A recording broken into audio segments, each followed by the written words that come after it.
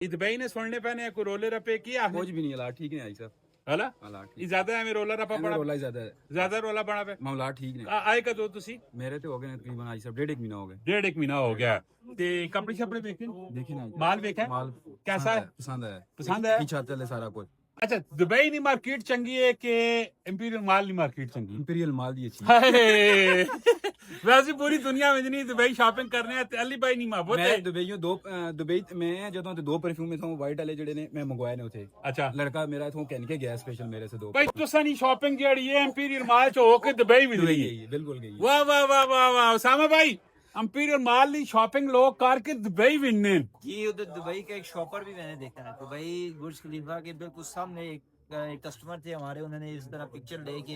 बुर्ज खलीफा था सामने imperial shopper आपको मैं अभी जो आपसे परफ्यूम लेके गया हूँ उसकी पिक्चर मैं आपको भेजूंगा बुर्ज खलीफा के साथ क्या बात है जी इसका मतलब है कि हाजी साहब इंपीरियल माल दुबई ने अरोड़ा जी भी सैल पे करना है तो तुसा भी आना जरूर है पूरी दुनिया में नहीं दुबई शॉपिंग करने आ ते तुसी आओ